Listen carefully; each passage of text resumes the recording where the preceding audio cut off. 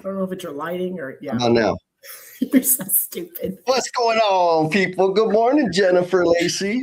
Good morning. How are you? I am fantabulous. I got a 2-mile run in this morning. How you like Whoa. that? I'm glad you're there and not here, so I don't have to smell you. So thank you. I even took a shower. Like I'm okay. of it today, girl. I like that mug. Is that a new one? It is a new mug. You like I the like the with the cork too. I like that. fancy. You know, I got it. Paloma hooked me up with the stickers. They're like 3D bumpy. They're so freaking cool. I love it. So I got the mug. I had the stickers. I bought the mug. I said, let me put these things together. Very nice. But yeah, so you're back home. You had a nice week of travel. It was a lot. This was a multi-day, multi-city, which doesn't happen all the time. So I got to fly in, and I got to go to Clemson and hang out with Adam, and I got to hang out with some Robbins Morton folks, and we got to speak to one of the classes. Got to do the condition to satisfaction exercise, which is always my favorite. And it was really good. Conversations were great. Got to connect with Maggie and Tom, just some people that I don't get to see very often. And then the following day, got to do an event with Christy and Angela for the ABC Carolinas, talking about courage over comfort. So it kind of prepped me for today. Nice. Oh, I love it. I know. I got to hear all the behind the scenes, and it's interesting. But that's kind of what I like about our topic today is I think it's one of those that everybody is either swimming in right now or has in the past, right? Mm-hmm. And I think we're going to be able to help some. Man, look at that. We already got an early riser. Early. Good morning, Jackie. Jackie, did you like my April Fool's joke? I say that because she's like the relationship guru. Fancy mug. Thank you, sister. And so this is the title you made me use. You're not being ignored. You're just not saying much. Why are we talking smack? Let's be clear. I don't make you do anything. Let's be clear. I don't make. We talk, and then we throw ideas out, and then I let you have it, and then you come up with some magical thing that draws people in and gets them very uncomfortable. Yeah.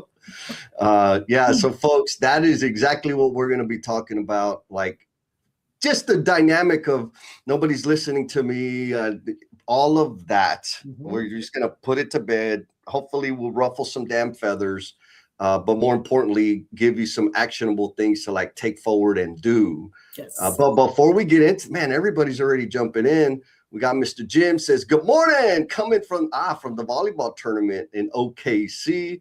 We got our folks coming in from, So been there, done that. Yes. The tournament life. Gary Freeman from YouTube. Hi, I'm not sure what that says. I can't read it. Hello, Johns. Oh my gosh. We got a bunch of people. We got G5J says, what are you doing? We're live streaming, baby. That's what we doing.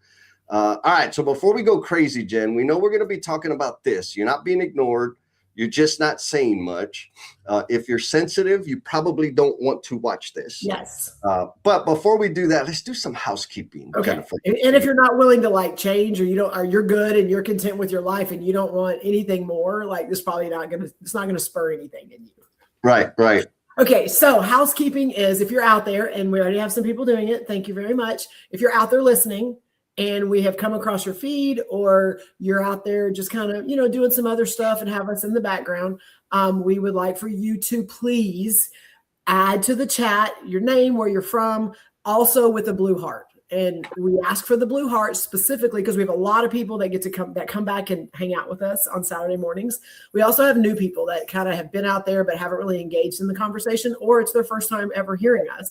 And so the blue heart lets us know that you're a first timer, because we want to make sure to highlight and recognize you. It also allows our No BS tribe, who are all the people that hang out with us all the time, that, hey, we have a new member, we have a new person. And what that does is they'll connect with you, they'll follow your content, they'll engage with you. But we, thank you very much. We want to make sure that we recognize you. Because again, we talk about a lot of things, and sometimes when you're a first timer, you're like, I don't know about this and stuff. And so they kind of get you engaged in the conversation. So blue heart if you're new, or if you've been listening but you haven't really contributed, we would love for you to add a comment. And also, when you add a comment or a blue heart or anything, emoji, it will put you into the randomizer, which is a drawing that we do at the end of the show. Jesse, what do they get if they win the randomizer? The randomizer. So if you get selected at the top of the hour, we'll click the button. It's a raffle type thing. If your name gets selected, you'll get a 1-month pass to Cultivation Crew and Emotional Budgie Jumpers, which is an online experience where we help you build, cultivate, and grow those super secret hidden leadership skills like communication, connecting with other human beings, giving feedback, all kinds of beautiful stuff. So anyways, if you comment, drop the emojis, whatever, and your name gets selected, you'll get free access, and we'll figure out how to get you back, like get you on the invite and all that other stuff. So here look, Jackie's coming in from Michigan. We got another blue heart, Gary Freeman coming in from YouTube land. So he's down, let's connect. But today we're going to talk about this thing. So let's go a little deeper there, Jen. You're not being ignored. You're just not saying much. Why is that a thing? Where's that coming? I think we've talked about some things in the past of like, you fight or you work to get in the room. Like you don't get invited, or someone's not allowing you to be part of the conversation. And we're not talking about those people. We're talking about when you finally get invited in, when you do get to sit in the room, wherever you are in the room. We have experienced, specifically ourselves, that I have been in rooms where I finally got invited in, and I'm like, I got to make sure that I prove that I need to be in the room. And the way that my brain analyzed that and thought about it was, I got to make sure I say something valuable. I got to make sure I agree. I got to make sure that they know that I deserve to be in this room. When we start with that, it muddies all the other value that we bring to the room. And so that's some of the stuff that we're going to, I think, dig into today, mainly from our experiences, but also we're going to challenge you to share yours. Is once you get in the room, then you're like, well, why don't they listen to me? Why aren't they calling on me? Why are they not doing what why aren't they not telling me that was a good idea, or they're valuing the things that I'm speaking about? And a lot of it's because of the things you're speaking about and because of the things you're saying. And so we're going to challenge you when you're in there, what you're saying and what you're not saying. Yes. And for me, it's that, right? Like, I get to coach a bunch of people, been out there in the industry for a very long time. And I have felt this before, right? Like, why aren't they listening to me? Why aren't they calling me? Like, and it was all they, right? It was everybody else's fault. And then the truth, I mean, for real, it's because I wasn't saying anything different. And I see it so often, especially with folks that just recently got promoted, recently added to a committee or whatever. What I see is this: they think making mouth noise is going to get attention and drive action. They think by saying words that they have contributed. And that's a bad formula. We'll just say that it's a bad formula. And so that's the second part of this, right? It's not that people are ignoring you. You're just not saying anything of any consequence, any insight, you're just echo. It's an echo. We don't need echoes in the room. We need people to come and play.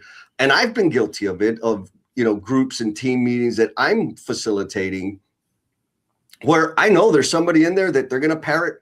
I'm not going to call on them. I'm not going to ask them for their insight because they never share any insight. They're present and in the room, but they don't contribute. Is that harsh? Yeah. But let's talk about it. Let's get what your actual thoughts are, unfiltered, etc. So I guess we should start with the first question. Huh? I think so. I think it's a good one to get people thinking. Yes. If you're out there and you haven't chimed in, let us know you're there, where you're at, where you're from, good morning, all the things.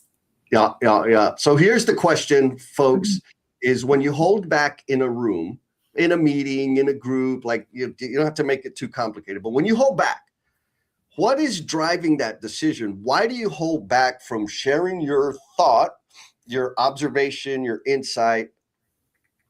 When you hold back, why? What is driving that? And so, Jen, I want to make sure people know that, like, we were there too. We were absolutely there. Are you kidding? And so, can you think back to a time when, like, yeah, you were in the room and you had something to say, but you didn't, and why that was? What things when I didn't say something. So I think I've been in rooms, and I absolutely, it was when I didn't feel I was credible enough to add to the conversation. Oh, okay. So I felt like I work in construction, that's the playground that I run around in, and for the longest time, when I got invited in, I still hadn't figured out why I got invited in. So when I was in the room, I was just like excited to be in the room, but like I was invited in for a reason, and I had not owned it, acknowledged it, asked, hey, why was I a part? Why did you bring me into this room? And because of that, I had all the thoughts going on in my head, all the reasons of, maybe this, maybe that, maybe this. They really only want me to do this. Like I was analyzing it all only in my head. And what I came up with is like, I don't bring the value, but what I can do is I can listen, and maybe I can share it. Maybe I can highlight something. And so that was literally that's what I thought I was in the room for, because I didn't get any clarification. I didn't ask anybody. And for the longest time, that's the space I lived in. I lived in that was the reason I was coming in, to take notes, to capture, to take pictures, like all the things. And that was not the reason that they brought me in the room. So some of the rooms, that's just what my role was, because that's what I took on. Instead of when I started starting challenging myself on, okay, like what are the things I'm doing outside of this room? What are the things that I can contribute? And I have to say it. And I think that was scary, and it was uncomfortable, because what if I'm wrong? So there's a lot of what ifs. I'm saying what ifs a lot intentionally. Is we live in our heads, Jesse. We know that we live in our heads most of the time, and it's scary to get some of that stuff outside of our heads, because we're either going to be proven right or we're going to be proven wrong. And so what? right. And so because of that, we're like, and then we prolong the value we can contribute, because we are analyzing what's the why? Why are we here? And I think when I started paying attention, doing a lot more self-reflecting, talking with some crazy people that said, hey, this is what you do. When I started sharing things and contributing and making comments and mainly asking questions. So if you're in a place where you're in a room and you're not adding your value, or you're not contributing, yes, the easiest entry point for you to start letting people see you and know you is learn how to ask good questions. Yeah. I mean, and yes, thank you, Jay, because that's a nice gateway, right? Even a really silly, embarrassing question, right? There's times where I remember I was in a meeting. I think I was a foreman at the time. And one of the project managers, we're talking about issues, and he's like, yeah, but that's tertiary. I remember, because that was like a weird word. And I looked at everybody else like, what the hell does that mean? That was the question I asked. Like, what is that? Like, I've never heard that word before. It sounds cool. What does that mean? And what was interesting was the response I got, right? Like the guy's like, you know what? I think I know what it means. I don't know what it means either. Thank you for asking the question, right? And so the reason I share that example is for some folks, especially when you just like got promoted or you're in a new team, a new committee, whatever, there's some dynamics that you really don't understand. But so asking like that really innocent question is a nice way to kind of get a sense of like, how is this going to be received? Like, in my head, and that's luckily I don't have that, right? I could have said, well, I don't want to sound dumb. What if I get kicked out? What if they never invite me back? Da, da, da, da, da, da. Well, you know what? There's one way to find out. Ask the damn question. Mm-hmm. And if they would have been crappy about it, then I know, you know what? Maybe this isn't the type of room I want to be in, right, because of the way they respond to just a genuine, authentic question. Now, what I like about what you said, Jen, and we got some good comments. We're going to go to that here shortly. But what I like about what you said, and I think this is the most common thing, that what you said was you're in the room, but you weren't sure you had the credibility. And so that's kind of like, I'm in the room, I really sure I'm not like all these fancy people, whatever that means, right? Mm-hmm. I know, because I felt that too. But the fact that you're in the room is evidence that you have the credibility. Yes. Right. And so for folks out there that are holding back and they're the new group, new committee, whatever it is, like, I know it's not easy. It doesn't feel that way. But for real, it's what I tell myself. Like, well, I'm here because I have something to contribute. Mm-hmm. I don't have to prove, like, all the proving of my credibility is what got me invited to the call, to the meeting, to the committee, to whatever the hell it is. And so I know a lot of people, like, we just get stuck there thinking, well, I got to prove myself. I really got to figure out, like, you don't, like, for real, give yourself a pass. You're in the freaking room. It's time to play, baby. Like, come and play, or don't come to the room. So I don't know if that's helpful. Well, it does. I want to ask you a question, because I think hopefully people that are listening can resonate with this. When you're in a room and there's someone in the room that all they're doing is agreeing with the highest ranking person in the room, how do you take that? Is that helping you value them more, give them more credibility, realize the reason they're in the room? Does that help you? Does it help me? No, sure. It irritates me. Because why, Jesse? Why does that irritate you? Because it's not adding, like, this isn't a suck fest. Like, we're not here to freaking, oh, I love you, you're so on. Like, if you could do that, I don't need to be here to watch. I don't want to watch that, right? Like, if you want to suck up and score, like, go do that. First of all, if we're having, you already know, I have issues with meetings. But if we're in a meeting, like, we better be making some decisions. We better be driving some action. Like, if it's just a suck fest of, let me tell the boss I love the boss, or the person with the most authority in the room, what value does that bring? Like, what impact does that have? It has nothing, and it's a waste of my time. I could be doing other things. I understand that it's natural behavior, right? Like, I understand why it happens, but it's just a waste of an opportunity, really. But for me, can you bring the question back up? Yes. Question is this: when you hold back in a room, what is usually driving that decision? I want to throw another angle on this question. Okay. I want to throw the angle that sometimes it's also intentional. What do you mean? So I'm saying that right now we're challenging you on when you're in a room and you're quiet and you're scared or you're uncomfortable to share. That's one angle of why, like, we're trying to lean into that to help you get more confident and feel and understand your value. The other side of that, that's kind of the next level of the things that you need to think about when you're in rooms.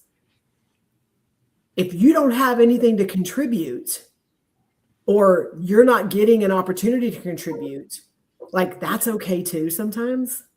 And I want to talk about that, because sometimes we're fighting so hard to be able to get our voice to say something to contribute, that also can have a negative effect, depending on the dynamic of the room.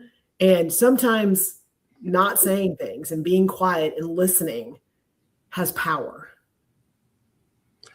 Yes. So I agree. And I've done, like, I just don't want to mix people up, right? Because it's easy to hide. Like, staying quiet is comfortable, right? And being polite and nice is comfortable, keeps you safe.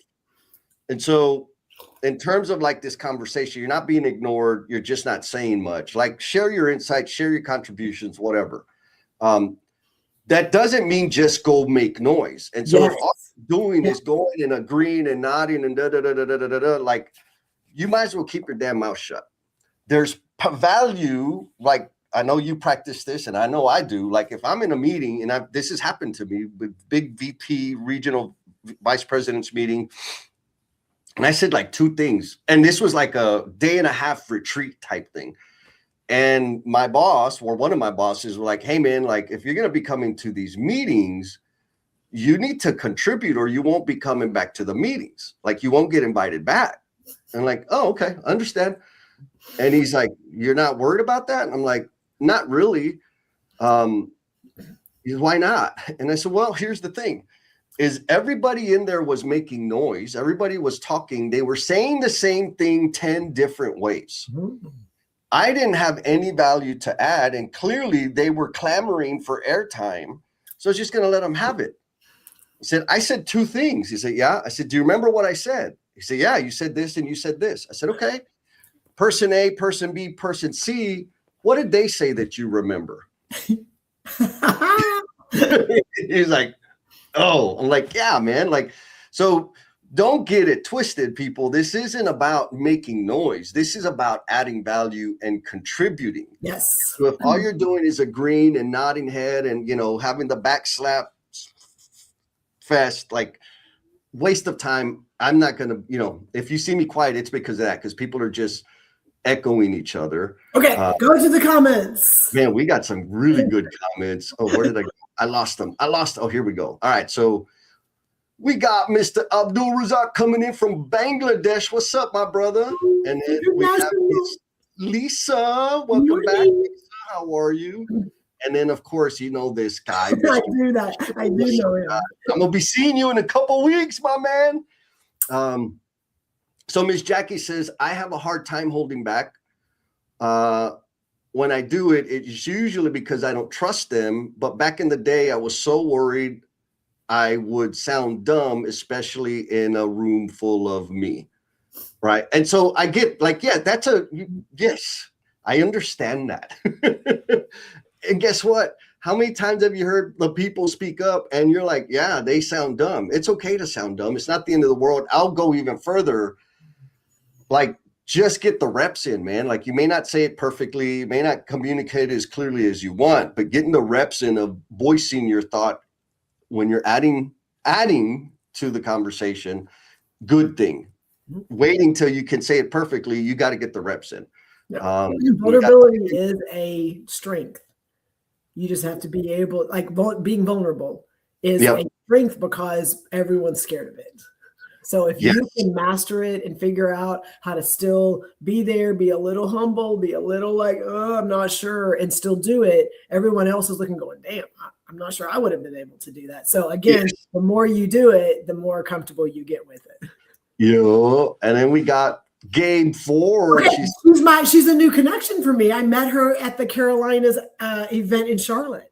Okay. Yes. So Gabe, thank you so much for connecting and showing up today. Yeah. Welcome to the tribe, Miss Gabe.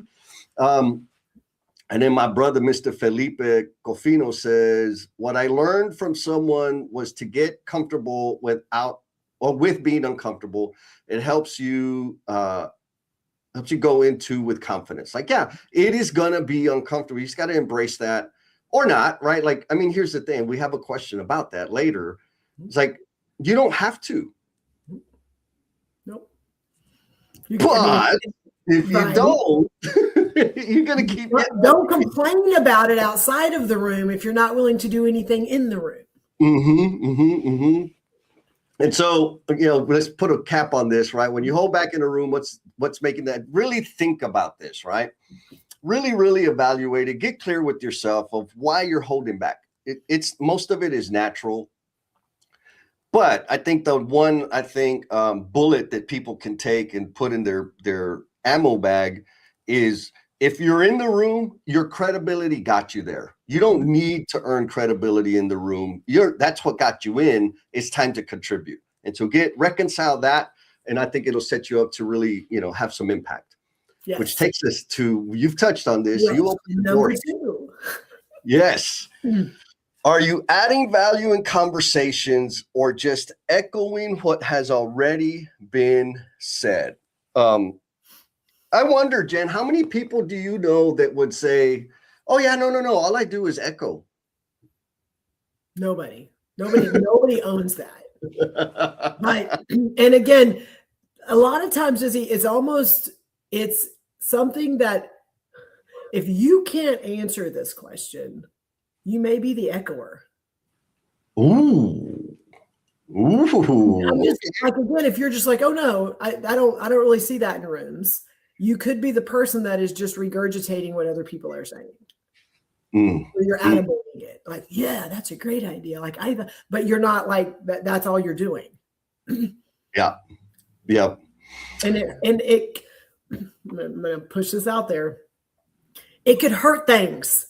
Because if you're doing it just for credibility, for validation, for those things, but it's not a real good idea, or it's not something that's going to help impact change, or it's not going to improve something, then you're slowing down the process by trying to get, your voice out there or to tell somebody it's a good idea. Because that's one more step it's going to take to undo something or to change something or to shift something. Yeah. I'll go further. If you're like echoing, you're part of the problem. Correct. Like straight up, you're part of the freaking problem. Now I also want to be super clear is when you've been there, Jen, in rooms where it's just bobbleheads, right? Everybody's agreeing. Yes. Yeah. Oh, great idea. Yeah. I love that. Oh yeah. Yeah. And you're like, oh, I don't know. Like there is risk. And so, absolutely. Right. Felipe says fear is a big factor. Yes, because there is risk to point at the problem, to not just get lost in the sauce of, yay, everything's great and being polite and all that crap. Don't get me wrong. Like be polite, right? Be professional, but you got to speak up and I'll go even further. Again, there's massive risk. But an observation, I wonder, you've probably seen this. I wonder, folks out there in the Omniverse, if you've seen this. I know that as I got promoted in my career, I had fewer peers to kind of talk to and get feedback and bounce ideas, right? When I was in Starter, there was a lot of people. And then foreman, there were fewer foremen. And then superintendent, there were fewer superintendents. And then we were competitive. So like, I really didn't want them to know that I had a problem because they could like exploit that. And then, and so anyways, point being is that people move up in an organization, they have fewer peers to get real feedback. And then, so there's a natural power dynamic in that, I have more official authority. And if I don't like what you say, I could use that against you, right? I could punish you for that or whatever. So the fear is real. I totally get it. Felipe gives us a quote here. He says, I was trying to remember, it's a quote from Zig Ziglar about fears. You can do one of two things, fear everything and run, or you can face everything and rise, right? And so there is risk in saying, there's a freaking problem. Why aren't y'all talking about it? And I'll give you an example. This was I think not the first time, but kind of the big one I did in we'll say corporate setting. A long time ago, I was working for TD Industries, employee-owned company, and the CEO would have like roundtables every quarter, go to the different business units. And I was with the company about within not even a whole year. And there were problems in our business unit, like bad problems. And all the foremen, like the senior foreman, people that have been there a long time, like before, like, hey man, we got to tell them, and this isn't right, and this is wrong, and da da da da da. And I'm like, yeah, I agree. Like, I see all the same thing too. Well, then the night before, they're like, hey, Jess, like, will you speak up? I'm like, yeah, I'm going to say my stuff. And I just thought like, okay, whatever. Freaking conspiracy theory, right? And then we get in the room and a bunch of us are there. It wasn't everybody, but there were a few people that were like, yeah, we got to. And the CEO says, all right, like, I need to know like the real, what's broken? What do we need to fix? one at a time. And okay, what are your thoughts? And those guys that have, they were, geez, oh, this is a great place to work. I love the opportunities here. I'm like, dude, I was like, oh, these fools, okay, I see you. Everybody, one at a time, boom, boom, boom. I was like the 8th or 9th person. And he said, all right, like, well, I said, man, I ain't been here very long, but we got some problems. These are the problems that I see. And then they were like, yeah, but tell them what we said. I'm like, you had your chance, freaking jellyfish. And I articulated, like, these are the like systemic problems that we have. I came here because I was sold on this idea of servant leadership and and I got here and this is what I'm experiencing. I don't know how it is everywhere else, but this is what's happening here. And like, I'm not sure I'm gonna be here very long because of the way it is. I didn't get, like, the CEO didn't reprimand me, but it got out of what I said, and the people that were the problem, they did some stuff to make my life a little more difficult, but like, whatever, man, I'm gonna go find another job somewhere else. My point in all that is I could have sat there, right, and just echoed whatever. It's a great place to work. I love it. The benefits are amazing. Like, no, I'm not going to echo that. I'm going to, there was risk. Was I worried about getting fired? Absolutely. Did I know that the local leadership would retaliate? Absolutely. And so I had to make a decision. And I did. And now here's the other part. Did it get fixed? Yes. You want to guess how long it took, Jen? It was over a year before it was totally fixed. And so it took a long time. And that's the other thing I want to like put out there to people that get frustrated, right? Like, they're not listening to me. They ignore me. It's like, man, some of this change that we know needs to happen, or the issues within an organization, it doesn't happen overnight. Like, it just, even if you just fire the person that's the problem, right? Mm-hmm. It doesn't fix everything automatically. And so there's a longer time horizon that we need to acclimate to when we speak up and share our insight and give our perspective. And if we don't, if all we're doing is echoing what everybody else is saying in the room, guess what? That time horizon is even longer. What do you think, Jen? Well, yeah, a couple of things. So number one, I want to make a comment. There's some people that I saw a comment that Gabe made referencing Steve Martin, but I haven't seen a Steve Martin comment. There may be some jankiness going on with comments. You can always go over to YouTube and go to No BS with Jen and Jess if your comments aren't coming through. So I just want to make that statement. The other is based on what you said, change takes time. So let's just be clear. So don't think nothing's happening if where you want to be isn't done, but look for the small actions, look for the small things that are moving you in a different direction. So I just want, we already know, change takes time. My question to you, not just you, the audience as well, is what's the worst that could happen? So, and I'm going to give you, preface it with, Jesse, are you busy? Yeah, I got plenty of shit to do. Okay. And I'm going to challenge the group out there. Are you busy? You got a lot going on. You're trying to figure out who's doing this. I don't know if I've run into anybody, and I talk to a lot of people that aren't busy. So my filter may not be yours, but it's mine, is what's the worst that could happen? I stop getting invited to this meeting. Mm-hmm. And if I say something out, I say something that no one else wants to say, and they're like, oh, we're not sure we want that conversation. Again, what's the worst that could happen? The worst that could happen, you could lose your job. Okay. But if you're in the meeting, you probably have some value. So you're probably not going to lose your job. But worst going to happen is they're going to be like, we don't need that person in this meeting anymore. Take it off my calendar. I'm good with that. That's one more thing that I don't have to worry about. Yes. So now I can go and actually do other things.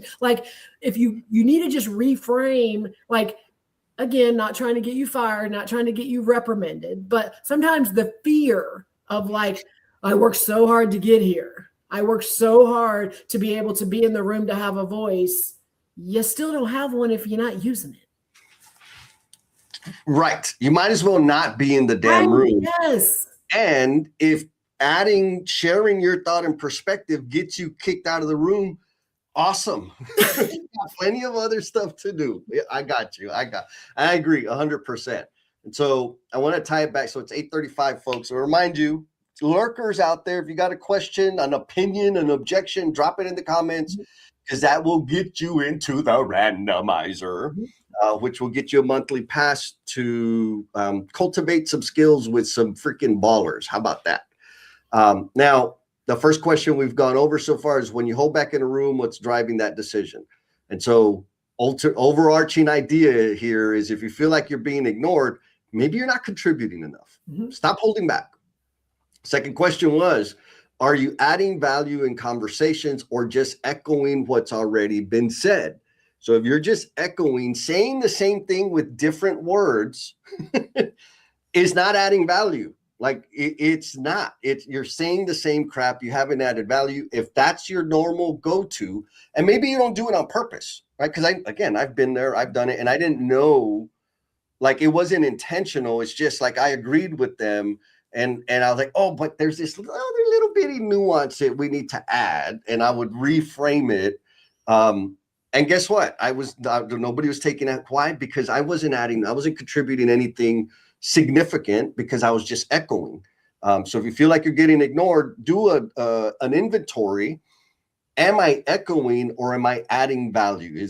Are my comments additive or not? And then start getting a little courageous and point out the things that you see. And here's another little framework that has helped me, is what's obvious to me is not obvious to everybody. Because our brains are weird. Because our brains are weird. Because it's easy to say, like, yeah, I know. Like they know this. They have to know. They see this. They gotta be able, like, they're right. I'm gonna tell you right now, they don't, man. But there's one way to find out, is by saying it. What do you think, Jen? No, I completely agree, and it goes back to that last question. If you'll pull the last question up, Jesse, I think. Yes, ma'am. As we're wrapping it up, is that value word. Like, okay, who defines the value? You know what I'm saying? Like, we get in this whole, is this going to contribute? Is it going to not contribute? Like, we get so wound up in that. And we're not there yet, but I think another conversation is that value versus validation. And like, when I'm in the room, I need to prove that I need to stay here. So I need to be very specific and very, like, how do I articulate the things that I need to say that validate my purpose and validate. And again, that comes from other people in the room. If that's why you're in the room, you can do that, and you may stay in the room. If the goal is to be in the room, yes, leave it at that. If the goal is to be in the room, then all the things we're talking about today will work. Will work for you, if that's your goal. Right. If your goal is beyond what's happening in that room, because usually change doesn't happen in the room. I'm just going to say, right. Usually impact doesn't happen in the room. Decisions happen in the room. Discussions happen in the room. Something that can trigger something bigger can happen in the room, but that doesn't usually happen in the room. So if the goal is just to get in the room, this is probably not your conversation. Yeah, like if you just want to be the most popular freaking bobblehead, log off right now. We ain't talking about that. We're talking about how to have impact. We'll just say that. How to have impact, do these things that we're talking about. If you just want to be popular, this is the wrong freaking conversation to be listening to. All right. So Felipe made the jump. He's over on YouTube.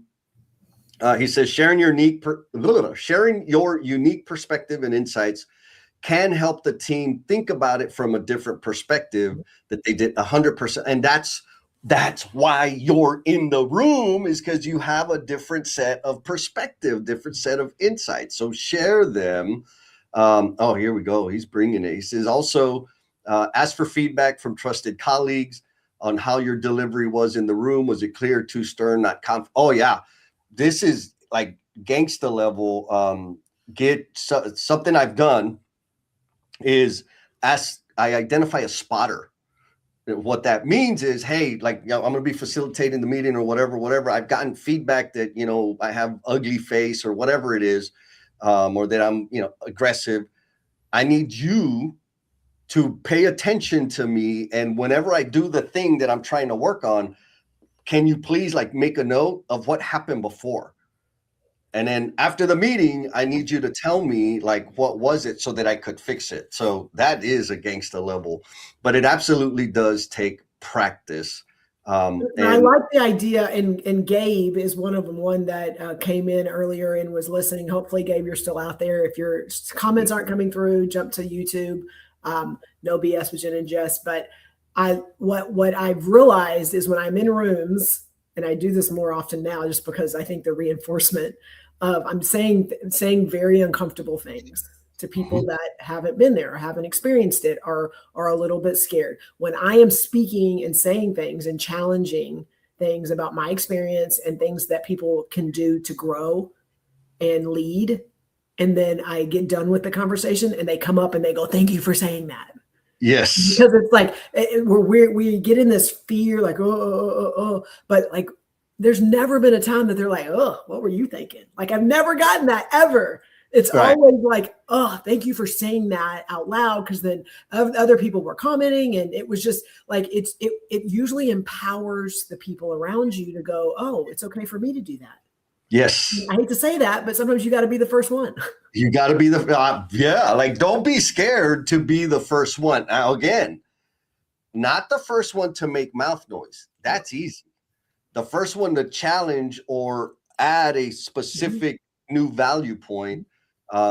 Felipe is bringing it. Respectfully challenging ideas might be what the team needs. I always default to, this is what the hell they need, or this is why the hell I'm here.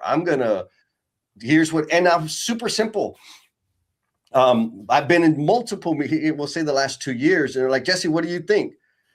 And I'm like, "Why is there only one woman in the room?" Like, that's what I think. And they're like, "Oh shit." Like, and it was, that's a super easy thing. Let me look how many people are in here. Or, okay, we're doing this thing for the field. Why don't we have anybody from the field in here? Right? It's not a judge. I'm really like, oh my God, like it's brilliant. It's not brilliant. It's just some stupid thing that I noticed. It can be that simple. But again, the reason you're in the room is to ask the question and share your insight. If you're not asking the questions, the honest questions, and you're not sharing your specific insight, go do something else. Like, that's why you're being ignored, is because you're a bobblehead and you're a parrot. I'm sorry, but that's just the way I see it, Jen. Am I going to get sent to HR? Or no, Felipe? I mean, we talked about it earlier and you've reinforced it. Sometimes, like, if you're a little bit like, ask a question. Like, if you're asking a question, they get to choose how to answer it. Yep. Their answers can dictate what's next. 100%. 100%. All right. You ready for the third question, Jen? Yes.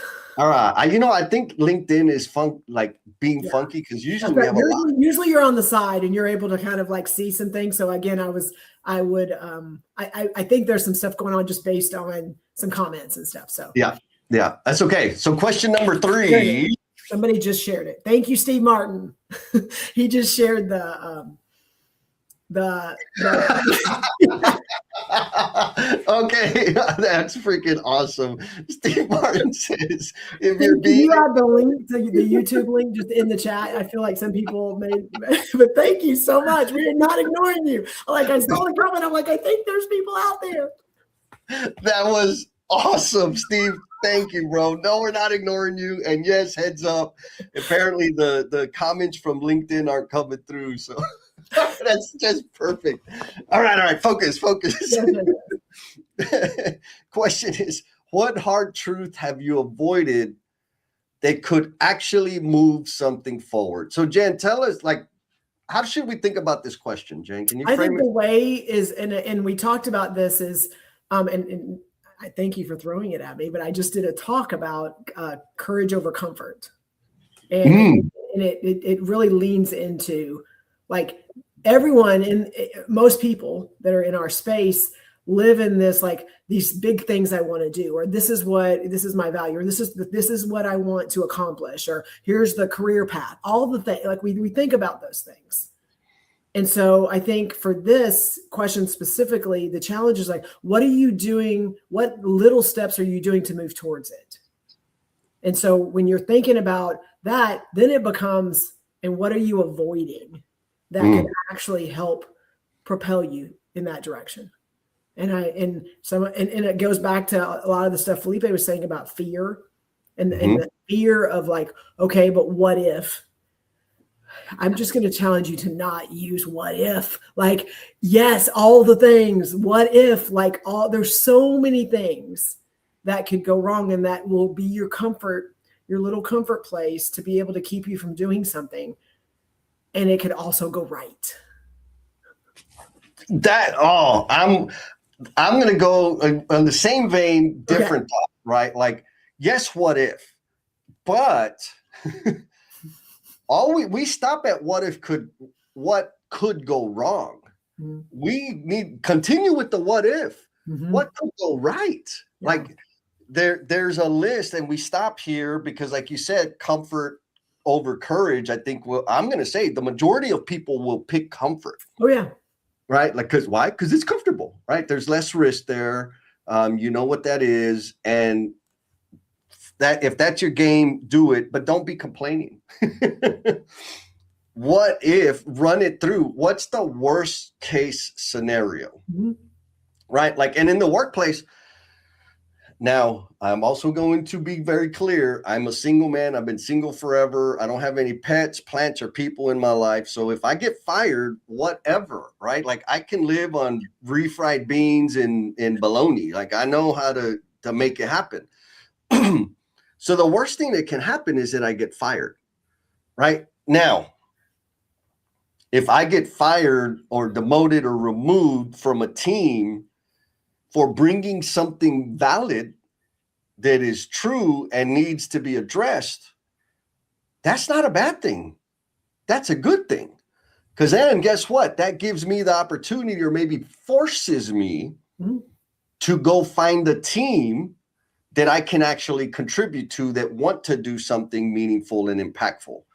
That's my framing. Like, I have to say this, because if I don't know where these people play, where their mind is at. And when I do say it, I'll know real quick, are they down or not? And if they ain't, guess what? I've got some decisions to make. And if they are, hell yeah, let's go do something. Is that too nonchalant? It's not, Dusty, because I do have pets, people, and plans. And early on, when you and I were doing a lot of this type of stuff, my brain was like compartmentalizing things. Like, okay, I do have this, but I also know this is valuable and this is important and it matters to me. And so you got to kind of live through doing things, being intentional, but also like making sure I was not hindering and hurting the things that was helping me pay my bills and helping me be able to take care of those three things. And what I learned, and it happened organically. It was not intentional. So please know this was not the master plan. At least it wasn't mine. It may have been Jesse's, but they started to integrate and intermingle. And the places that I was being intentional and not leaning into it, they were like, hey, like, why are you not talking about this over here? Hey, we support you. Hey, so again, sometimes it's in our head. And I want to go back to that. It's in our head. We are doing it because in our minds, like, this could cause some conflict. This could cause some waves, things like that. And also it could elevate you. It could give you a different platform. It can also help you on your career path and what you're trying to do, because like it could help. It could be pulled into an area that no one is leaning into. Yeah. So like, I just, the challenge is yes, all the things. And yes, Jesse could just like not show up and no one's going to die, I don't think. But the point is, and also you could have that job that you're a little bit worried. And that's a lot of the questions I get, Jesse, is like, okay, but like, how do you filter what you're sharing because you work for a bigger company?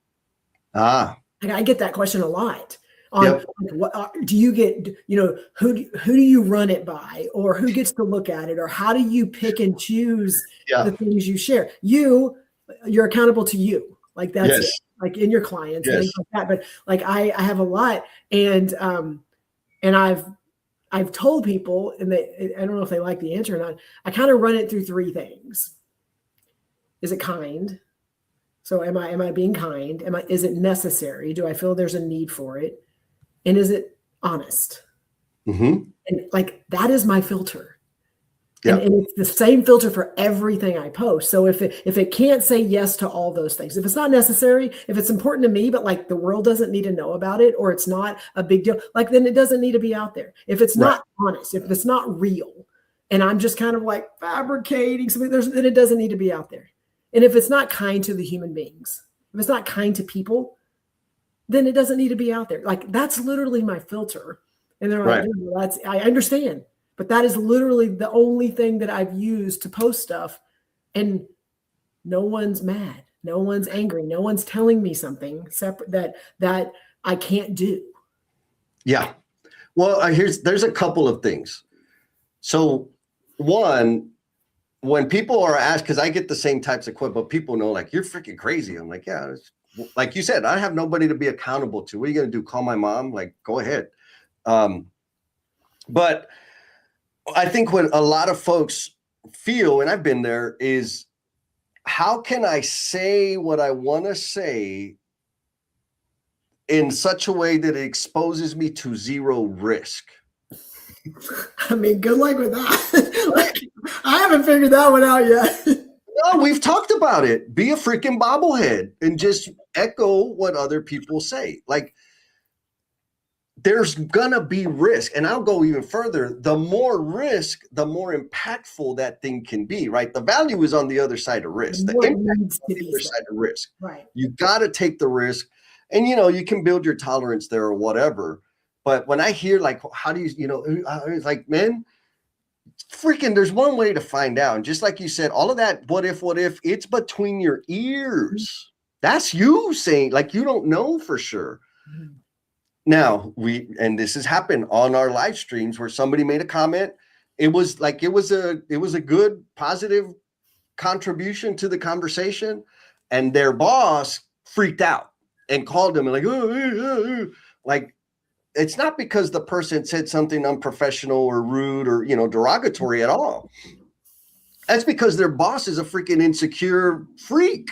And so again, the risk, yes, you might get some attention for it. Mm-hmm. The value in getting the attention for it is now I know who I'm playing with. Mm-hmm.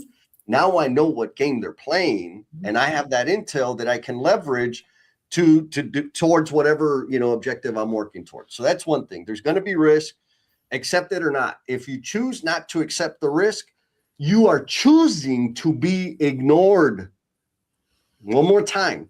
If you choose not to take the risk, you are choosing to continue to be ignored and overlooked. That's what it is. Now, if it doesn't bother you, then keep doing what you're doing. And if you're okay with that, freaking awesome. Keep doing that. Now, you mentioned like your framework was, is it kind? Is it necessary? Is it true? Right? Something like that. Mm-hmm. And that's a pretty, it's not my filter for sure. But it's a very meaningful, right? Like practical, human, thoughtful filter. And even though you play by those rules, have you not gotten like shitty comments and rolled eyes? And yes, absolutely. I've gotten people, whether we call them trolls, I think, right? Where they come in and they challenge like, oh yeah, but, oh yeah, this, well, you don't know this and you haven't experienced. Absolutely. I have. Absolutely. Right. Yes. So I love those comments too. I love them because someone's poking, someone's stirring some stuff up, someone's pulling a string because something in them, they saw something and they're like, this is where I'm going to be able to prove that I'm right and someone else is wrong. Yeah. And guess what? That's all over the place, all the time, online and in person, that there's someone that you're going to engage with in a room that needs to prove their worth and that they are right and you are wrong. Uh-huh. That's going to happen everywhere. Doesn't matter if you don't voice it. then they're just going to get to be right all the time. I'm just going to say. Yes. And don't complain. Yeah.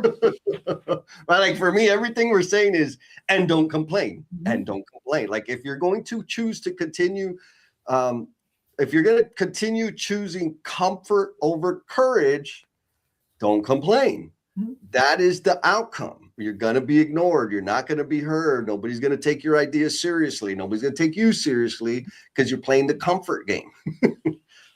Don't complain.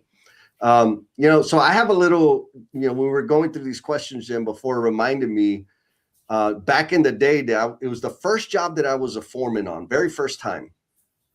And there's some bullshit that happened with my superintendent. Like it was totally against the thing. It was kind of one of the things I brought up in that roundtable meeting. Anyways, but before that roundtable meeting, this thing happened where my superintendent did some things that was not okay to my crew, or we'll say that he said some things that pissed off my crew, that was not in alignment with what the company called, with all the posters on the wall and all that bullshit.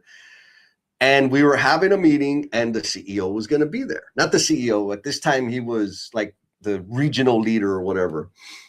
And I said, I'm going to have a conversation with him to let him know this problem exists. Okay, right? Because servant leadership and all this thing. So we go to the meeting. He's there. He comes up to me and, hey, how's it going? I heard you're running this job. And da, da, da, da.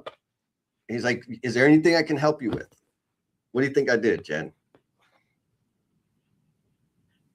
Huh? Lost you. Okay. Did you tell him? Did you tell him what was wrong? I did not. Why? I choked. Like I was like driving from Marion, Texas to the office, which was like a 45-minute drive, running it through my head, what I'm going to say. And then the perfect opportunity. It's not like I had to go in. He came to talk to me. Mm-hmm. And I didn't say anything. I was like, it's going, making another day, another dollar, bullshit.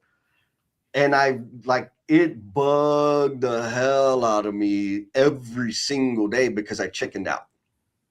Right. And so it didn't change. It continued being that way until I finally did. Right. Then I eventually said something. And so in terms of like the hard truth, that I didn't communicate that. I didn't. And I had the perfect opportunity and nothing changed. And for me, it just ate at me and ate at me and ate at me. I got more resentful. And every time the superintendent did something stupid, is like, well, okay, Jess, like you, so what? You're not going to do anything about it anyways. And so this is how it kind of works in Jesse land. I can choose comfort all day, but I know for me, comfort, there's a lot of regret in comfort. There's a lot of resentment for me in choosing comfort over courage. And I've discovered the more I speak out, the more impact I have.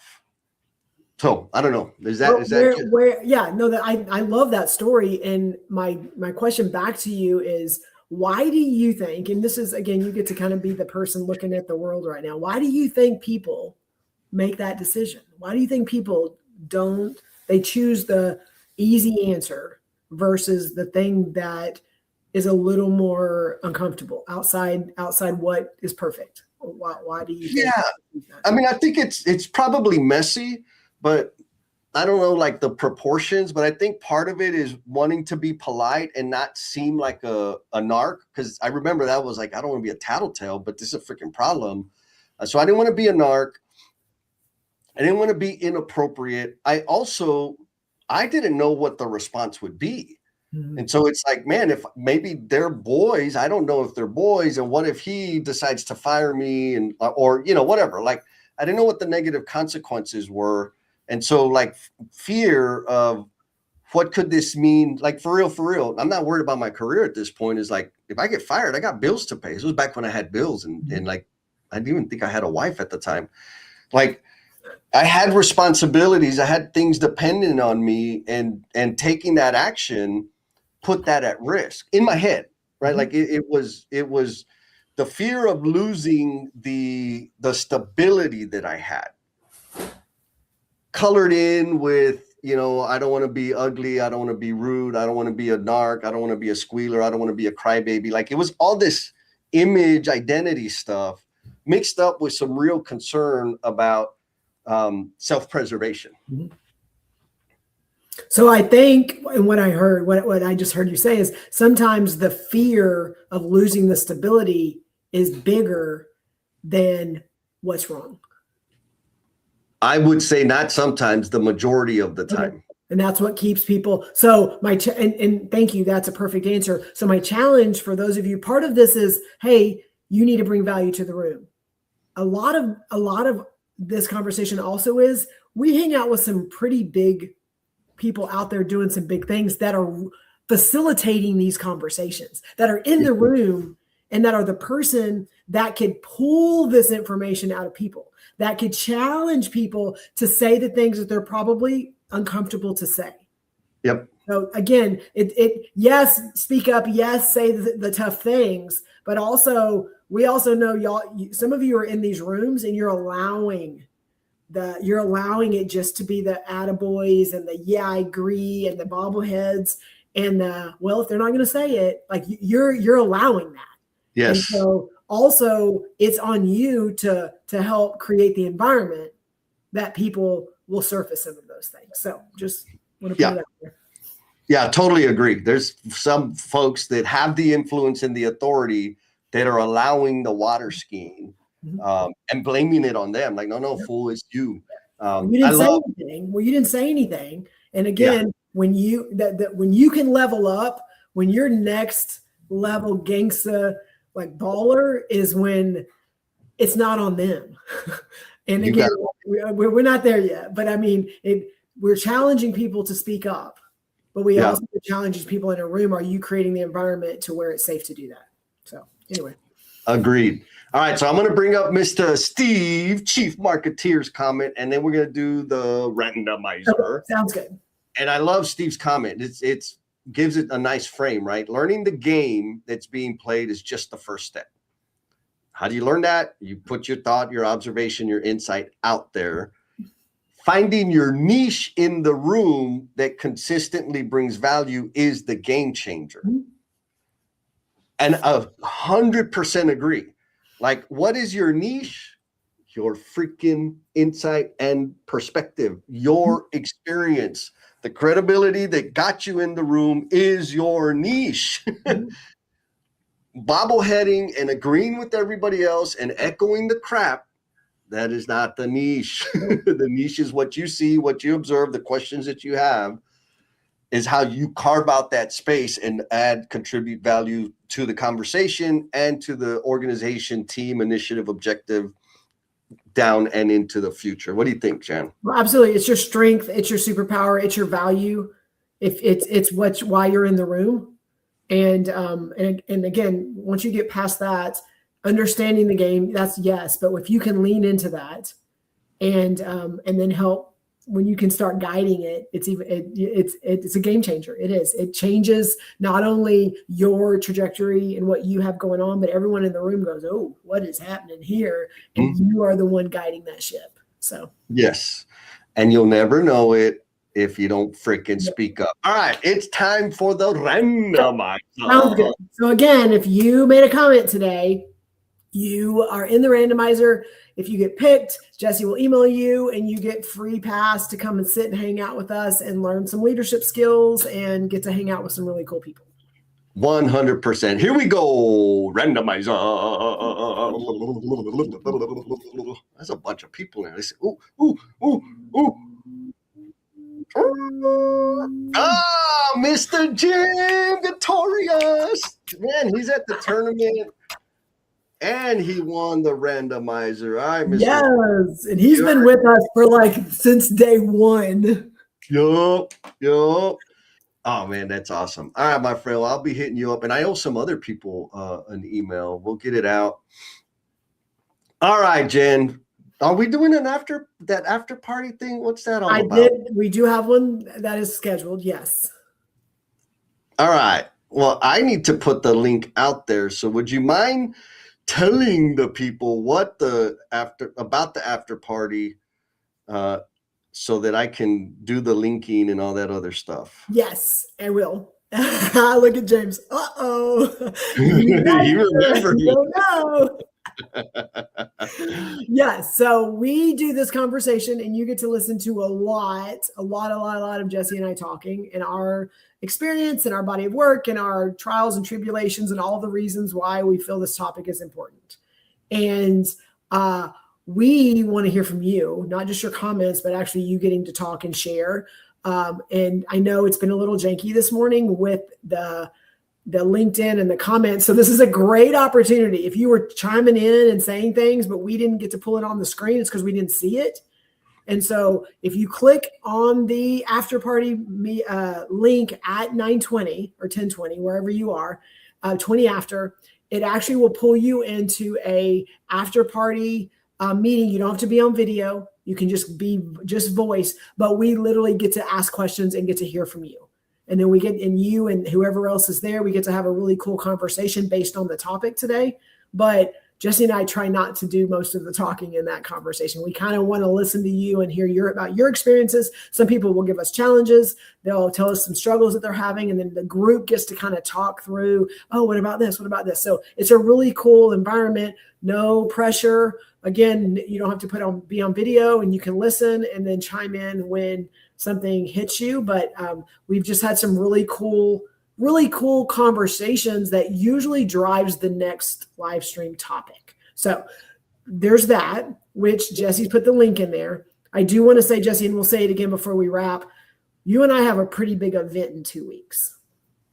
So, oh yeah. Our normal 8 a.m. Central, which is like, we have it, I think we've only canceled one time in like 4 or 5 years, but we both are at an event that we're probably going to have to make some adjustments to the live stream in 2 weeks. We're not going away. We just will, and we'll make sure that we share that so that everyone can know what the plan is. But just so you know, it will be adjusted. Yes, we will not be on our regular scheduled time because we're going to be in Florida doing some Connect stuff. So, keep an eye out for some 80s pictures and stuff. But yes. All right. So the links are out there, folks. Just like Jen said, you want to just jump on the after party so we could talk some more. Look, we got Miss Linda. Miss Linda says, Hello. Thank you for sharing. Of Thank course. you. Welcome, Linda. Thank you. Welcome back. All right, Jen, you got any closing thoughts for this conversation for the tribe out there? I mean, to me, my closing thought is there's something that you're not saying. There's something that you're holding on to. There's something that you're like, you're thinking about that could be that next step. And it could be in a room. It could be in your career. It could be in your department, on your project. Like, my challenge to you is, if you just keep it in your head and you just think about it and all the things that could, should, would happen, that it's just going to stay in your head. Like, you don't know where it could go and what it can do. And I interact with people every day that are doing amazing things and that have great ideas. And they just, like, again, this is my default. Just make it exist. You can make it better later. Like, if it's messy, it's ugly. Like, I live by that mantra. Like, just make it exist. Get it out of your head. It could be with styrofoam, and it can be with toothpicks, and it can be with, like, again, crayons and construction paper. Like, it literally doesn't matter. Get it out of your head and just make it exist. And it can be messy and whatever, but most amazing things start that way anyway. Yes, and yes. I'm gonna cheat and use the reflection question here. Okay.